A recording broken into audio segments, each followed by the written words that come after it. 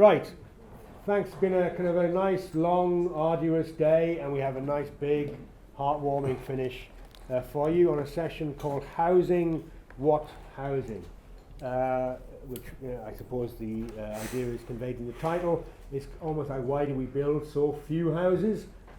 That's my assertion. Maybe you think there's enough, but there's a government target of 300,000 to be built every year. We're kind of building about 200,000. But if you look back to 1968, we were building twice that many, 420,000 houses. Again, you may look back to the 1960s and see they were very poor quality, and look what happened with Ronan Point and everything, but ultimately still the target was there. The ambition of the 60s was one thing, about trying to build to a better, more efficient capacity. Anyway, so the fact that we've had this conversation about 3D printing, about CAD, about AI, all the rest of it, and all these new machines which are meant to be labour-saving devices and much more productive, we are year on year building in some ways fewer houses. So there's a very odd something going on, I would say. Second thing is that a lot of councils, you may have read about it, like Croydon and Lambeth and Waltham Forest, tried to develop development arms in order to maybe kind of make a little bit of money, because it's safe money, isn't it? You build a property in London, you make a lot of money. Of course, they couldn't manage their own councils, let alone manage a housing project. So many of them have gone bankrupt. And I suppose the final thing to say is that we still have a situation in this country where only about 8%, you can disagree or correct me if I'm wrong, but 8-9% of the country is actually urbanized in the sense of actually having been built up or having roads or stuff on it. The rest is countryside, not to put too fine a point on it. So whether we build on the green belt, whether we can expand our agenda here, or whether we have to cut our cloth to suit what we have available. Final thing I would say is that Mark Farmer, if anybody knows Mark Farmer or knows of him, who wrote Modernise or Die probably about 6 odd years ago, was the modern method of construction champion, brought in 2019 to challenge what he saw, quotes, as the creeping conservative change-averse sector, which is the built environment. And he's never been seen or heard of again since. So, you know, there's something strange is going on in this country, I would say, about why we can't do many things. Housing is a key kernel one. So we've got a very good panel to discuss this with you. First of all, give a couple of introductory comments and then out to you for questions in the usual format. First up, on the far end of the table there, we have Daniel Moylan, Lord Moylan, who chairs the Lords Built Environment Committee. Got some very interesting stuff online if you want to check him out. He's got a terrific biography, just a snapshot. You can read more about him on the website. He's chaired the Mayor's Design Advisory Panel in the past. He was the prime mover in the pedestrianisation, or shared space as we should call it, of Exhibition Road down by the, what do you call it, the Arboretum, V&A, yeah. He's been involved in the promotion of new airports, of Crossrail, of the Olympic Park, while arguing for more pedestrian-friendly streets. Whether that's a contradiction we can discuss. One of the rare few calling into question the modern methods of construction and really trying to work out why we have never reached those construction targets. So that's Lord Moylan. In the centre here we have Charlotte Gill, who's a journalist of repute, written for the Times. We're just talking right for everybody actually. Times, Guardian, Independent. She campaigns, if that's not too strong a word, for better transportation, and she has targeted LTNs, if you don't mind me saying it, in the past. It says here, quotes, landlords, private and social, have carte blanche to treat renters pretty much how they like. That's another campaigning discussion, another aspect of this debate about what's happened with leasehold and housing rental. And says that the Housing Association, oh my God, the housing crisis is the biggest issue affecting adults' quality of life and is decimating the economy. Again, see what you think about that and how you want to respond to it. Then finally we have Ike IJ, who's a practicing architect and author, written many, many books on architecture widely, was a writer for BD magazine, was the architectural correspondent? Architecture, critique. Oh, okay. You can't remember anyway, it doesn't matter. Anyway, and now he's the head of housing policy, head of housing at Policy Exchange. But more broadly, he's kind of writing a whole series with them and more broadly on housing. What was the last one you said you were writing about? This current one? Tall buildings. And he's going to be taking these kind of topics further because he does have the ear of government in some respects, and so he's able to influence policy, hopefully for the better. Anyway, that's the panel. Like I say, read more about them on the website. Really great biogs. But to kick us off, if Lord Moreland would, we got maybe 5 minutes or so. I thought I was going last. Oh, I'll go first. Oh, well, I'm sorry. No, my entire... I can see you still writing. So my maybe entire shtick was around going last. Oh, was it? Well, No, if you got a big finish, Daniel, because we all know that I'm happy Ike's to. probably got a weak start. No, go on then. Go on. Daniel, go on. I'm happy to go first, and forgive the fact that I've got a slightly grotty throat. I'm only going to make two broad points, each of three parts. The first is we're not building housing to meet demand. That's fairly obvious. And the reason we're doing that is we're not letting the market operate. And if we contrast the situation with what existed, say, in the 1930s, when the Metropolitan Railway, which was also a property developer, built out metro land very successfully along its line, and did so in an age where planning control was relatively light. And they have given us a legacy of attractive housing people still want. I mean, I could give you other examples. I live in Kensington, which in principle should be a hellhole, because for the second half of the 19th century, when most of it built, there was no planning at all, just building regulations. But actually people are desperately keen to live in Kensington. So we should recognize that planning is not actually making things easy. The second reason is that planning restricts the supply of land, which is a separate question from the design of what the housing should look like. It deliberately restricts the supply of land and creates an artificial premium for land which can get that permission. There are other things that restrict the supply of land and prevent the market from working, which include green belts and so on. But the planning system itself inherently does that because it designates land for housing and refuses that designation to others. And the third thing is the planning system, through its increasing complexity and cost, there is a huge cost to getting a planning application through, even for fairly small schemes, has resulted in a concentration of the industry.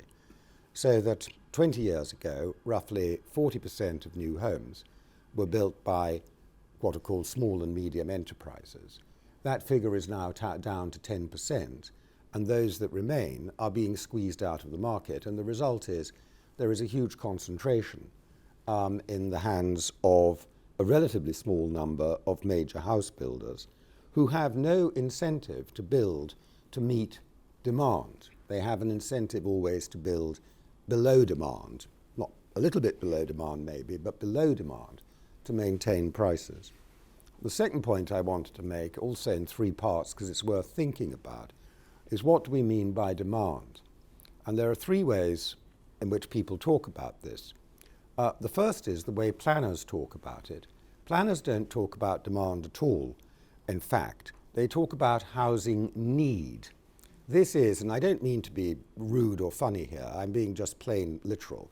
This is the inheritance of the Soviet 5-year plan system, which affected our planning system from the Second World War on, where the state works out how many toothbrushes the population will need over a 5-year period and then plans to produce them.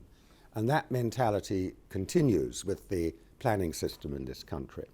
The second way is to work out, to some extent, although this is really best left to the market, what is it people actually want? Because what people want will change over time. The amount of space they want, the circumstances in which they want to live, whether they need a kitchen. You've probably noticed kitchens are becoming sort of, the kitchens are becoming things nobody ever uses now. They're just the sort of thing, you have a kitchen and it's like a temple. You know, you can go in and do things in there, but nobody cooks in. That's not true to say nobody cooks. There are dedicated cooks, but there are many kitchens that are never used or hardly used at all. But you've got to have a kitchen. So the way people want to live changes over time. And that should reflect itself in what the market offers, but the planning system doesn't allow it. And the third way of measuring demand, and this is a controversial thing to say, but I'm going to say it, is whether you take account of projections in population increase to the extent that those projections are based on immigration, which is a variable under your control, and to what extent your demand projections should take account of those. That is a highly politically controversial matter to open up. But with the ONS yesterday or the day before announcing that the UK population was going to rise between 2021 and 2036 by 9.9%, roughly 7 million people, of which roughly, get the figures, but roughly 6 million will be attributable to immigration, then there are serious policy questions about the impact of that on housing demand and what we should be doing about it. I think I've spoken quite long enough. Thank you. Very good. Thank you very much. Round of applause, please. Very good. Charlotte, if you would. Hi everyone, thanks so much for having me here today. I'm very flattered to be asked to come and speak to creative young architecture students like yourself. Just to caveat, I won't have nearly as much technical know as you guys have about architecture. I campaign a lot. I like to think of myself as a bit of a Joan of Arc on housing, sort of using my Twitter and my platform in journalism to write about it. And like I'm sure a lot of people in this room, it's very personal for me. I'm 35, I'm still renting. Strangely enough, I actually grew up in this area.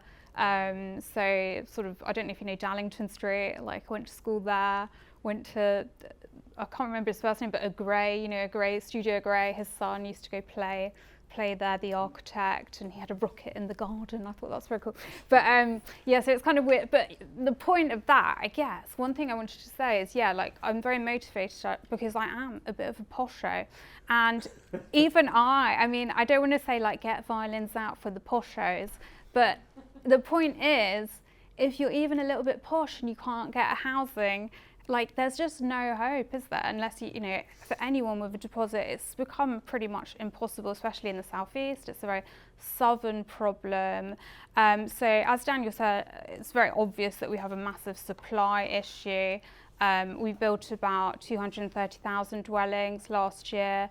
And then, talking about net migration, that was over 600,000 last year. And we know that all the demand, is focused in the south. And as I'm sure you will all know, like it's not just it's not just housing that's the problem with infrastructure and us not being very ambitious as a country. I was at the Royal Albert Hall in June last year at the proms, and I just sort of thought, where is our Royal Albert Hall? We just, compared to say the Victorian era, we just seem very dormant, and I don't really know what the legacy of the UK is going to be architecturally. Perhaps you can tell me later, but it just seems like at the moment the main thing is the Elizabeth line, and people there's a sort of evangelism around. People are like, oh, at the Lizzie line, I love it, and yeah, it is good. It has lots of space, but it's also like, I don't think in another era people would be that level of fanatical about a train line going from Reading to wherever. So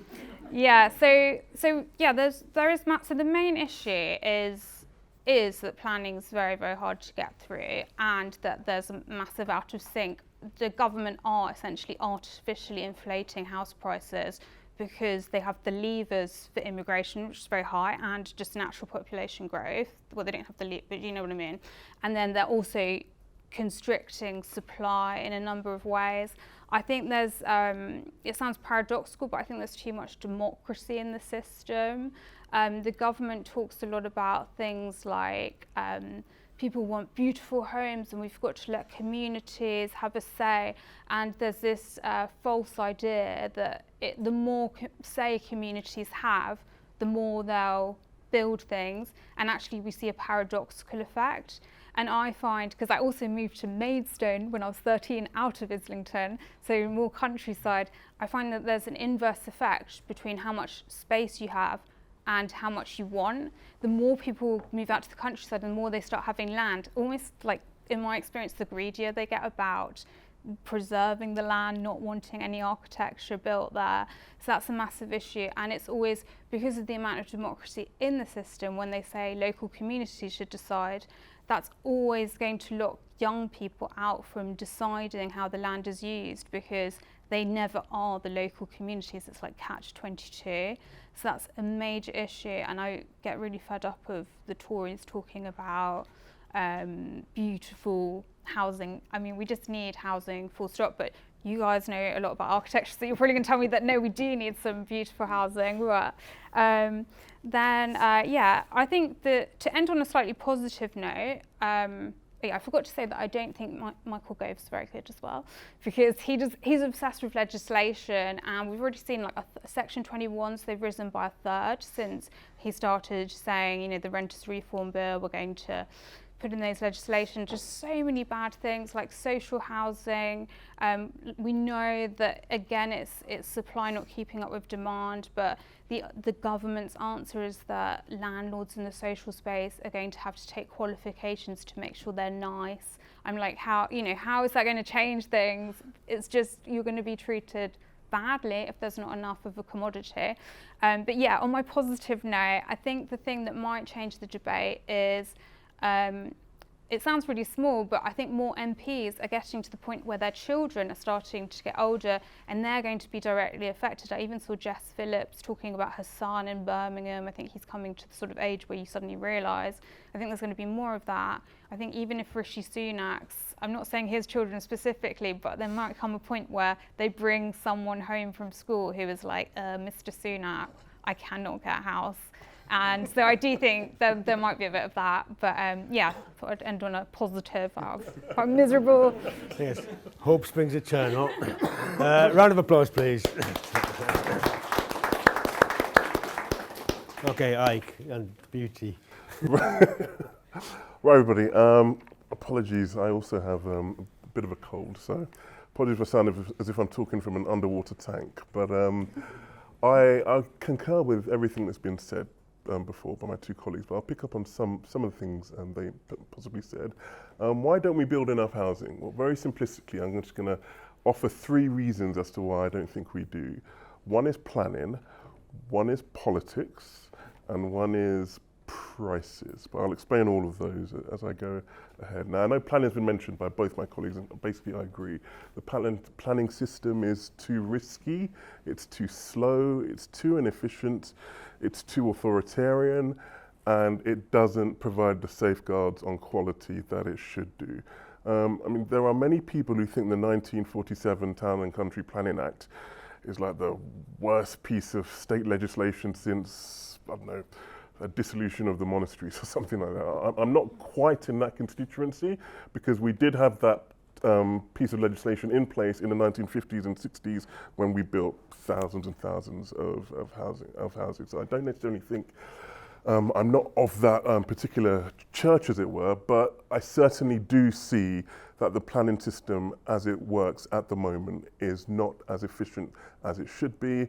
Obviously, as an architect, I've worked for large practices like we're in now, but basically, if I was in my practice designing a house extension for one of my neighbours, I would have to go through the exact same planning protocols as a large developer hiring an architect to build a 20-storey tower block around here. Obviously, it's a different scale of building, but the protocols, the steps, the hoops you go through are the same thing, and it's just inefficient. It shouldn't work that way. So the planning system has to change and realise and recognise, focus where it can do most good in terms of large level urban interventions, and leave all the minutiae of planning extensions and domestic accretions alone. Personally, that's my view.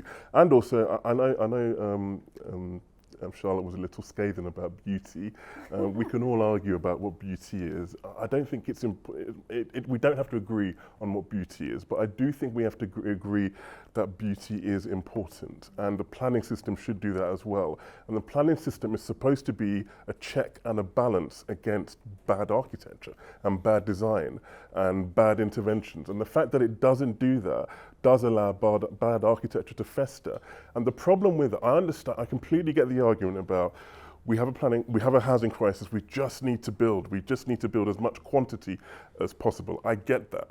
But unless we make sure the quality's there, unless we make sure that we're making places that are going to be sustainable, that people want to live in, then we're not ending the housing crisis, we're just basically postponing it for the next generation. When the current owners move out, we find out that nobody wants to live in this place because the kind of qualities or values in which they were built with weren't there. So I do think, whether you call it beauty or design quality, I do think that's important. And I think you'll find that quality and quantity are then interchangeable, because if people have more confidence that there's quality, then you'll get less of the constant wave of opposition to new housing, which you sometimes get, which I'll talk about in a minute as well.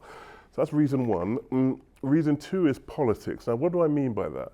Now, as Austin mentioned, I've worked at Policy Exchange now for the last couple of years, and I found it fascinating. I'm now convinced that housing is unique. It's unique to things like healthcare and defence, because with housing, there is a clear political incentive to both solve the problem but sustain it as well. I don't think that exists with anything else. But with housing, obviously we all know what the benefits of solving the problems are. Social benefits, young people have a place to live, and Rishi Sunak's children's friends don't have to come home and tell him that we need a house. So those are all the benefits. But there are also benefits, unfortunately, political benefits, for not providing housing as well. And you see that with the, I don't like using the word NIMBY movement, but you see that with the kind of growth of this certain MPs in certain areas who are seen as proudly having criteria of stopping housing or not allowing housing in their kind of rural community, and then they pitch that to the voters of, we've preserved your community and we've left it alone, and we've left all that ugly architecture that was going to come here. We've pushed that away, and they use it as an electoral benefit. That's a powerful tool in our political system, and I'm not just saying it's a Tory thing. In the next election, if we do have a new government, I guarantee you that in those constituencies where this kind of thing happens, whether it's Barnet or Surrey or the commuter belt shires around London, if they are new Labour MPs, will be singing the same tune within the next year or so that their Tory predecessors have been as well, because it's seductive and it's seen as an electoral benefit, for some of the reasons Charlotte mentioned, to prevent new housing from coming in. So that is a big problem, I think, with the way our system's set up, with the way that housing can be seen as something that people get a political benefit from if they prevent it. And the final reason, prices. Now this is more to do with affordable housing. We just basically, as well as not building enough homes, I think we need to be really careful. We need to build enough affordable homes as well. Now if you look at London, we've just done a study on tall buildings. Since the year 2000, London's tallest buildings have provided over 22,000 housing units. That sounds great. Sounds like quite a lot of housing units. Who would like to have a guess as to how many of those housing units are for social rent? Just a guess, doesn't it? 2%. 2%, okay. All right. Anyone else? 5%? Okay, it's lower than all of that. Out of 22,000, it's less than 100. So that's, I'm not saying affordable housing, I'm talking specifically about social rent. But that is crazy. So that's a clear example. We're building housing, but it's not doing anything to help the housing crisis, because the majority in that case is luxury, and it's not doing anything to make housing more accessible to the vast majority of people on normal incomes. So we have to get more intelligent about how the kind of housing we produce to ensure that the price that that housing it makes it more accessible to a greater number of people. And just to end, I think one way in which we do that is increasing the amount of council housing that we build. We build more than we used to. We don't build as much as we used to in the 1950s and 60s. We build more than we did in the 80s and 90s, and it has been growing, increasing year on incrementally. But if you look at the government's budget for the housing benefit is essentially what it pays to people to help them pay their rent in the private sector. That is estimated to be £71 billion by 2050.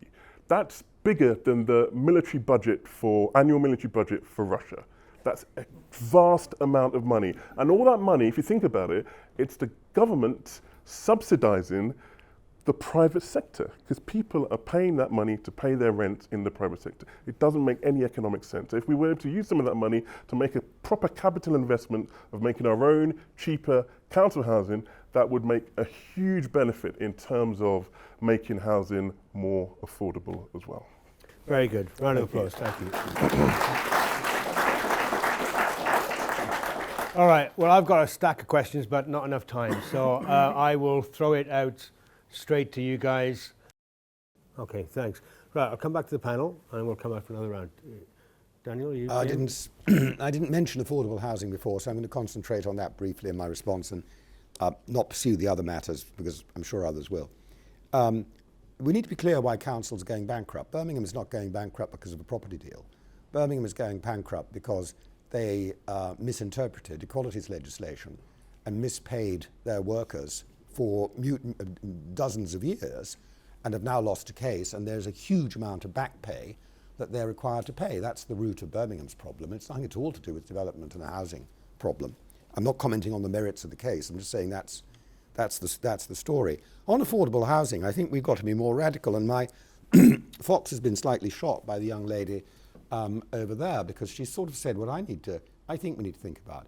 So in an ideal Britain, looking forward 20 or 30 years, when you are all coming up to retirement and whatever and getting your bus passes, how much affordable housing would you like to see in this country?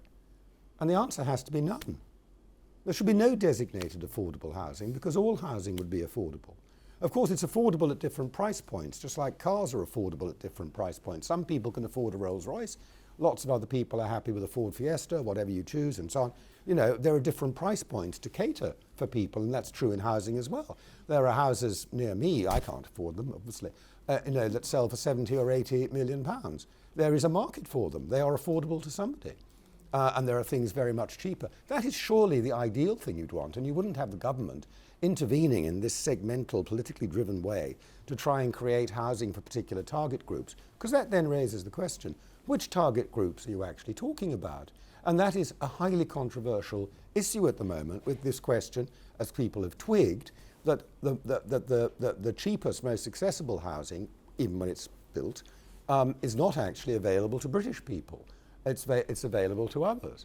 And so the idea that actually you should be taking the trammels off building housing that people will want to live in 20, 30, 40 years' time, because it is what you described infelicitously, I wouldn't say this, as middle-class housing.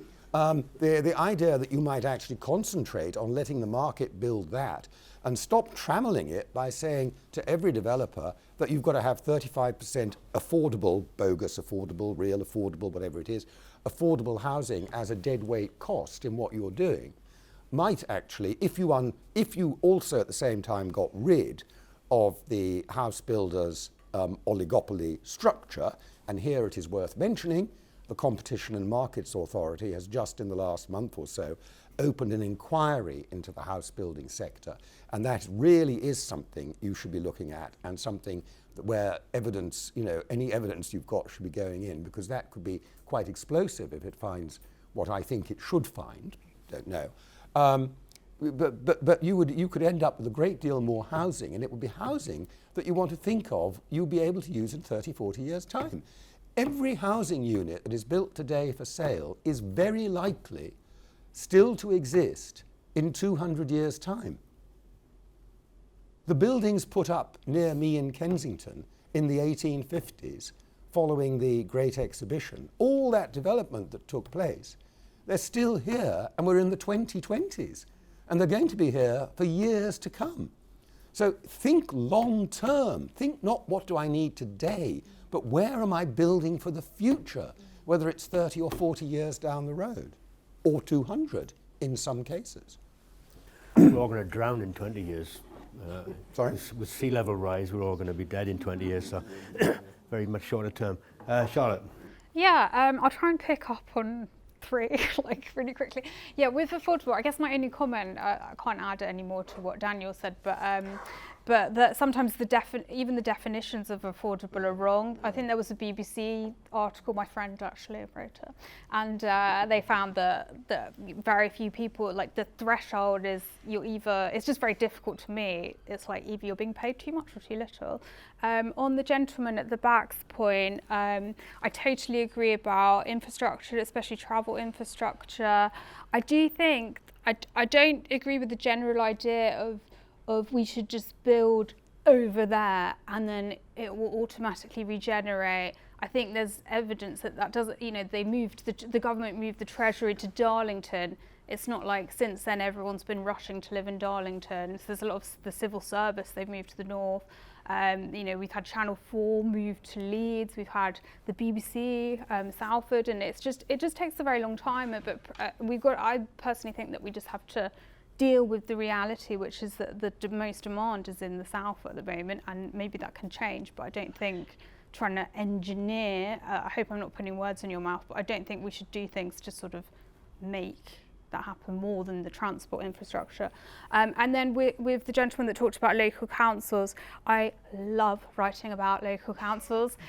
Sometimes people say, what do you, when they meet me or whatever, they say like, what do you write about? When I say I'm a journalist, and I'm like, local government, which probably makes them want to fall asleep, right? But I think it's fascinating because I don't want to generalize, but so many are run so badly. And I agree that the problem with Birmingham was what Daniel was talking about. But I've looked into some of these councils and what they're spending on. I mean, Birmingham was hiring food justice consultants to talk about food justice, right? And it's that sort of wastage. I don't know if you know, even in my view, devolution under Tony Blair, I'm very anti it because I think it's really splintered the country into a set of administrations that are dysfunctional and no one's really keeping an eye on.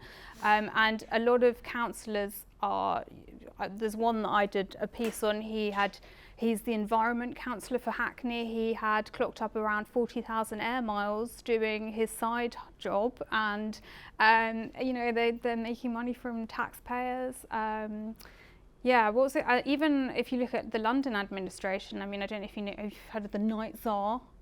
No one's really heard of her, but she's meant to be making nightlife great in London. Do you think it's good at the moment? Does it stay open long? She gets paid, she got a 40% pay rise. She's paid 120,000 a year. So since 2016, it's around 500,000 cumulatively. And then we've got a walking and cycling commissioner we're paying over 100,000 for. And they just invent these crappy jobs, take all our money. Life gets worse, in my opinion, because it's very hard to go clubbing now. Pubs chuck you out at 10 p.m.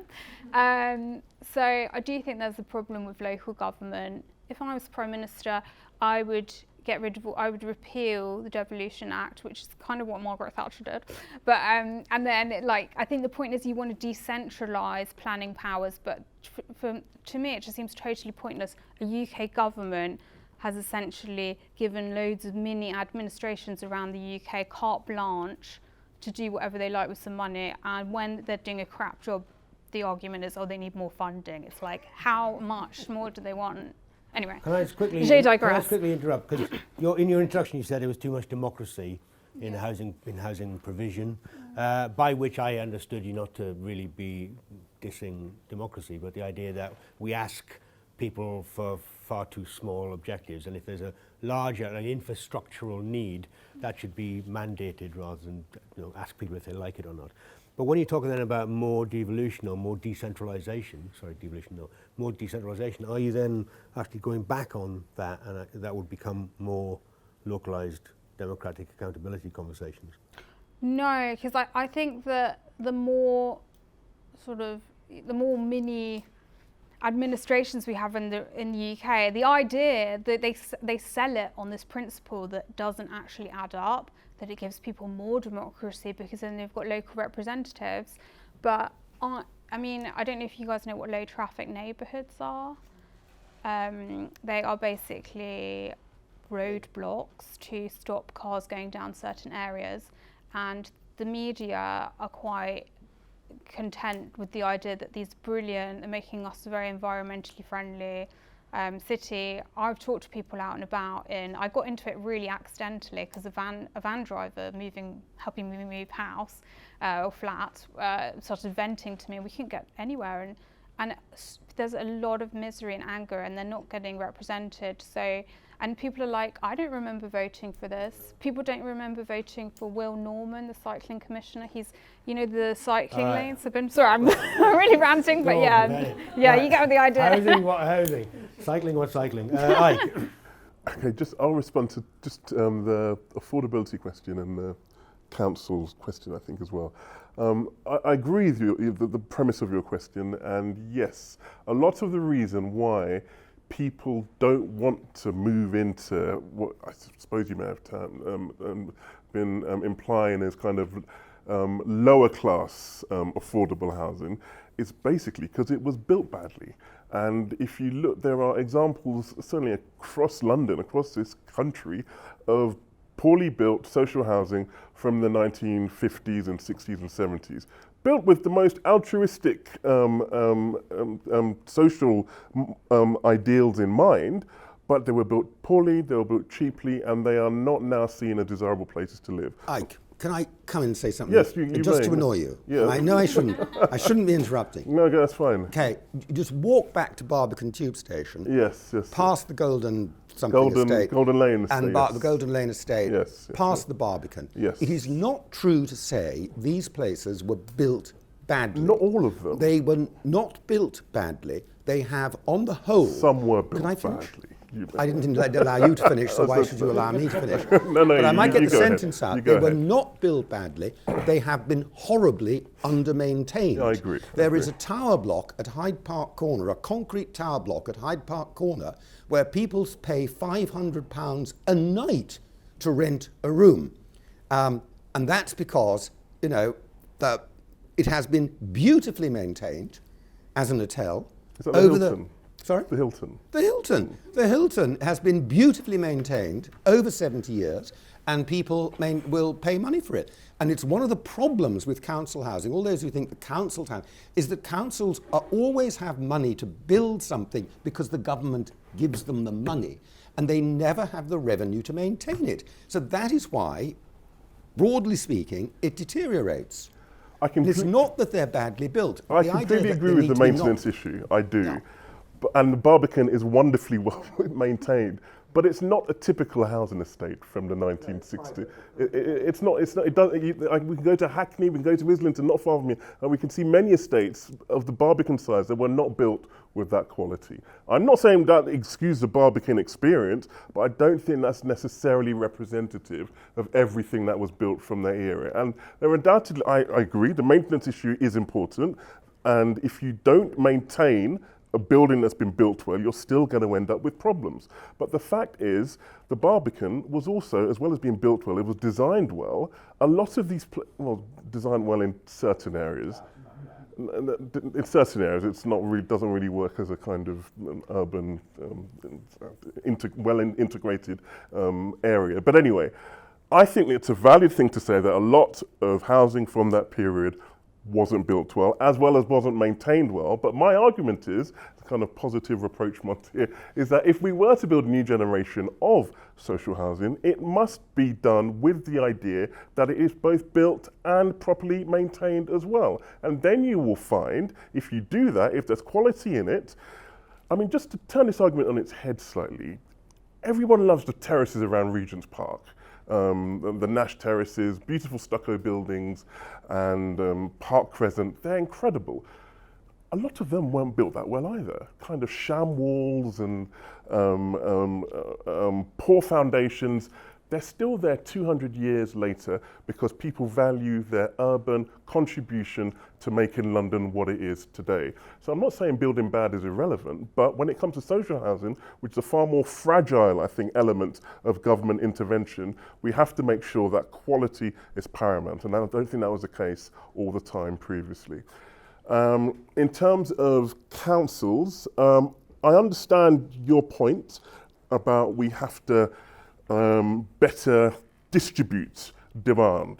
And you're quite right. We always talk about a housing crisis. We have a housing crisis in London and the southeast. We don't have a housing crisis in many other areas where it's very cheap to buy housing and you don't get the pressures of demand that you have here.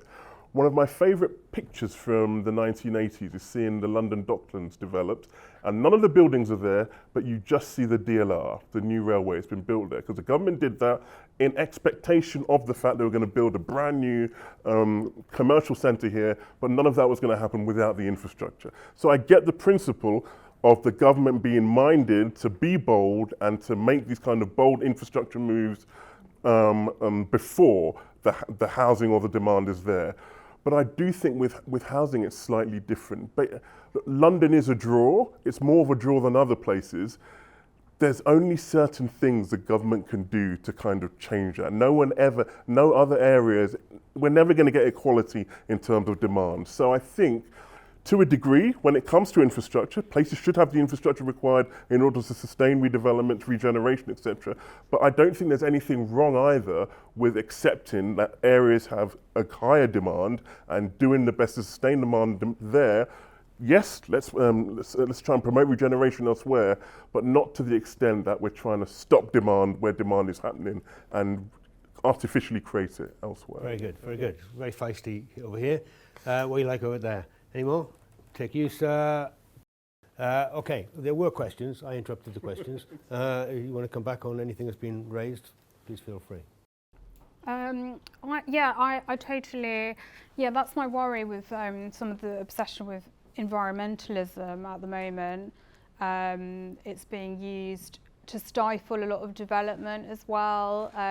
Something like 145,000 dwellings in England, not to be too English centric, were blocked because of reasons. You know, this is part of the reason why the government didn't meet the 300,000 housing target, because now a lot of people, it's not only that they're making very difficult demands about building across governments, the devolved governments, but also it's much easier to I'm with Ike. I don't really like the word NIMBY either because I think it alienates people we need to get on side. But if we're going to use that term, those people can hide behind the face of environmentalism. Like, I'm sure some of them are really like, yeah, this is going to damage our environment. But I just think it's quite a good way to sound good if you say, I'm blocking this development because of the nutrients, or I can't remember the specific wording. Nutrient neutrality, and it's a block put in place by Natural England with DEFRA's approval, and it arises from a European Union court case that we should not be subject to because we've left the European Union. And my Built Environment Select Committee did a magnificent report on this, which was published only in November last year. I recommend it. There's also water neutrality, which is there is also water neutrality that is less extensive in its effect. Nutrient neutrality blockages affect 14% of England's land area. Otters are a big problem too in Scotland. Ike, do you want to chip in? The Scottish experience is interesting, and it's really important to add that perspective. So I don't know as much about it. I've been to a town called Lochgelly, which is near Kirkcaldy, I think, which is Gordon Brown's old constituency. And the Guardian, in its wisdom about 15 years ago, highlighted it as the worst place to live in Britain. It had all the it's an old mining town, and it said it had all the elements there of a depressed community, young people moving away. A problem Lochgelly had actually was too much social housing. Essentially, they had council housing that was empty there because nobody wanted to live there. But I went there about 3 years ago, and they have done a wonderful job turning it around. It's a much smaller, it's a tiny settlement. You can't compare it to somewhere like London. But the way they did it was just to use the old-fashioned, traditional kind of tools which we all have access to, such as improving the high street, making the public realm more accessible, providing housing that was more appropriate to the need of the town at the moment, trying to encourage new businesses to move into the town. And it's a small example, but that seemed to me a really good example of regeneration working in certainly in that one particular instance. But I do think it is very important to add perspective to this and to realise that the problems that we have in London of kind of not enough housing, not enough social housing, those problems are reversed elsewhere in their opposite form, and they're still problematic. So it's useful perspective. In answer to the question someone asked about the role of architects. It's really interesting, basically, because the role of architects has changed a lot. As people like me and Austin will tell you, over the past kind of 30, 40 years, you had architects who were the kind of the main controllers of the kind of whole design, production process. That's not the case anymore. We're very often consultants. We're very often consultants who work for people who do control the process, such as developers, for instance. So, and you asked about architects being involved in master planning as well and things like that. I think the key for architects in the future is to be as nimble and flexible as possible, and to realize that the ideal of an architect, certainly within the kind of housing sector, is not to get out there and say this is my building necessarily, or this is my object. It's to find yourself, put yourself in scenarios where you're more connected with creating places. I think that's going to be the kind of way in which architects will be able to still have their imprint on a very different design industry, where people like developers, even contractors, they're the ones very much now who kind of play the tune and who most of the money is based within. And architects, it's not necessarily a case of architects hoping to jump over them and be top of the pile again. It's very much working within that system and still using our architectural skills, which are unique. There are many skills architects bring to contractors or developers that they wouldn't have otherwise, but using those skills within a kind of broader professional environment, I think. If I could add to it, I do think people would like more architects in the political space. It would really help the debate. I not a criticism. I can't think of any architect. You know, you hear a lot about developers being like, we really need the government to do X and X. I think it'd be a brilliant contribution, because it would just be like, look at all these beautiful ideas we have that aren't getting built. Don't you want to be like a wonderful, prosperous nation? So that like any political activism would be really, sounds like I'm like, go on, you know. But also I did get a tip, I just remembered, from Kevin MacLeod, who I once had to phone for work. And he told me that if you look at councils, a lot of them have like, I don't know if people know this already, but they have like land that isn't being used, that the councils like can sell or give to people. And he said that some people are clubbing together. Apparently Catford has some land, and they club together and they all build the house together, because there's enough of the plot. And if all the money kind of adds up, even for millennials and Gen Z can get the budget together. Business acumen shouldn't be quoted as a model. Oh, okay. I was like, I'm not telling anyone, but it's about 3 years, 2 years later. There's an example in Brighton as well of something similar happening. I mean, we're talking about tiny numbers of dwellings. First of all, you're absolutely right. This is not a southeast crisis. Just to take another example, I don't know about Scotland, I have to admit. There's a huge rural crisis in England, rural housing crisis in England. And people have nowhere to stay. And so we need to look at it in the more round. Second is, I don't agree with the person at the back who said that if you put a lot of poor people together in the same place, they'd fail to develop pride and don't look after their own homes. That is not my experience.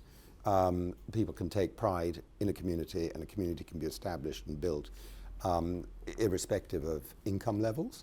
I don't think that's the case, but I do agree. The fact is that it is already the case, and has been for decades, 20 years, that local planning authorities do their best to force developers to, at the very least, pepper pot social housing around amongst private housing. So I was on the Ebbsfleet Development Corporation board until August, until sacked by Rishi, and down at Ebbsfleet, all of the social housing is pepper potted into the estate. So, and you cannot tell from the outside which is social housing and which is private housing.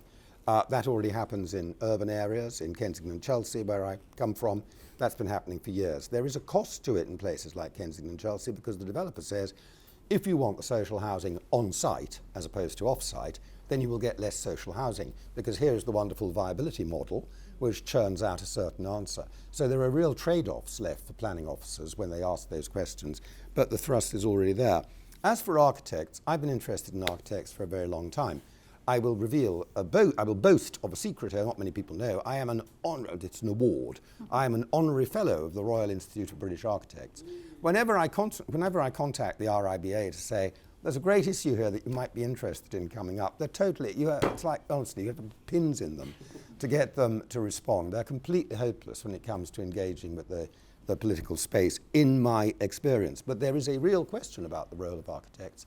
You know, you go back to Lutyens' day, the architect was the master of the whole thing, hired the contractors, ran the whole show. That is 100 years ago. But there was still a lot of truth in that right up to the 1950s.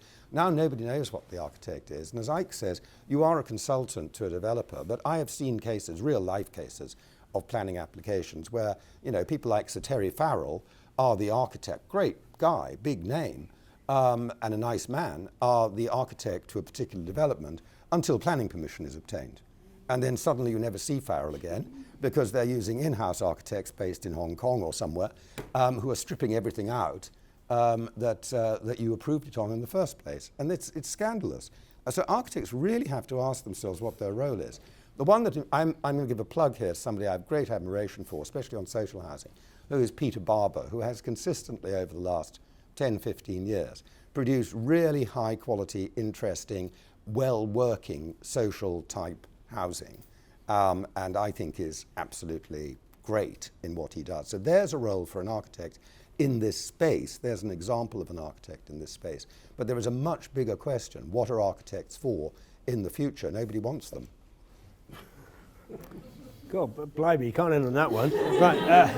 Right, look, we kind of run out of time for questions, but I kind of you can't leave it on that one. Oh, no, nobody wants them unless they need them. I mean, you know, you ideally you do know, they need architects? Do we need architects? Yeah, well, sometimes you do, because you need planning permissions and you need smoothies who Any old turn monkey up can do like, that. you know, who can sell anything to a planning committee. There are some architects who are brilliant at selling schemes to planning committees. That's their real value. Well, welcome to the profession, everyone. The best is, I can't remember, it's just gone out of my head, really annoys me, Michael whatever, who tried to sell me once, never got to planning application stage, a 40-storey tower in Kensington High Street on the grounds that it would be a sliver of light, almost invisible. I said, Michael, it's a 40-storey tower. It doesn't matter how you taper it. You cannot seriously ask me to believe it is going to be almost invisible. Brilliant salesmanship. So we never know if it's actually been built. It was never built, and the reason it was never built is that it was some time ago. They went off then to say, well, we'll get round this guy. We'll go and talk to Ken Livingston, and he'll get us, this is the developer, and we'll get Ken, because Ken likes tall buildings. Anyway, I never heard of it again, and I saw Ken a couple of months later, and I asked him about it, and he said, I've never heard of a more stupid place for a tall building than Kensington High Street, he said. So they fell completely flat on their faces with Ken. Yeah. I was only making the point that, like, when you buy camouflage trousers, you can never find them again. But so we never know if the tower has always been built. Anyway, yeah, it might be there. It might be there. Exactly. Yeah. It could be there now, and you wouldn't know. Do you want a big finish, Ike? Just to finish, my finish is a plea for quality, basically. Let's build housing. Let's build as much housing as we need, but we've got to make sure, as well as quantity, that we're building the quality to make sure people actually want to live in there. We're making sustainable places, and we're making housing that doesn't just last for 10, 20 years, but as has been pointed out before, we're thinking on a kind of 200-year level. So quality is my closing plea. Yeah, I'm not sure exactly what. I'm just trying to think. But no, I also agree with the lady at the back that talked about demand elsewhere. I think we've seen with Cornwall the second homes problem building. So I think it's sort of, there's a sense that the house, even though we're talking about the demand as well being in London, there's a sense it's like coming to a cinema near you. You know, like the demand is going to come out as well.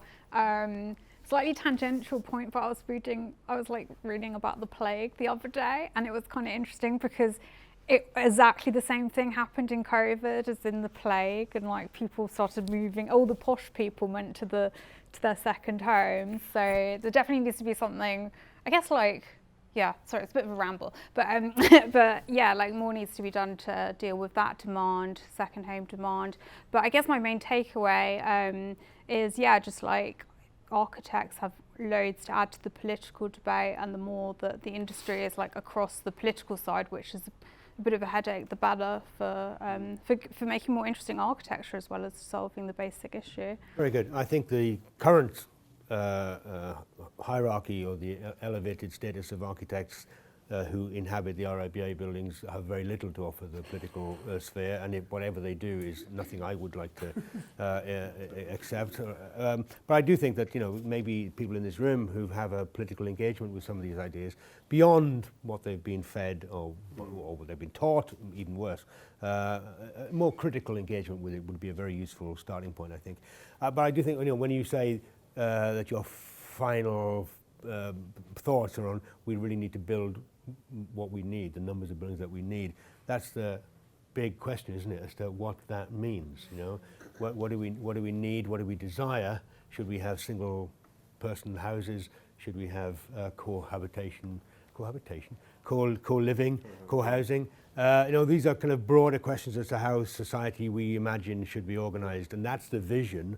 That's the 10, 50, 100-year vision about where we'd like to be, and then we can set in train how we Or should we have high levels of flexibility and adaptability like they did when they were building in the 1850s and 60s, where houses built in that period later became one-bedroom apartments, bed sits, later became lateral flats, some are now being returned to being private houses.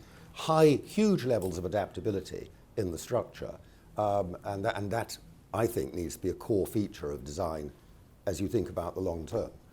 Except they didn't build them with that in mind. No, but they worked that way. It just so happened. It just so happened. The worst part is when we you can see learn flexible buildings now, they're the most inflexible. We can learn from what imagine. happened. We can learn a lot from the past, ladies and gentlemen. Round of applause for the panel, please.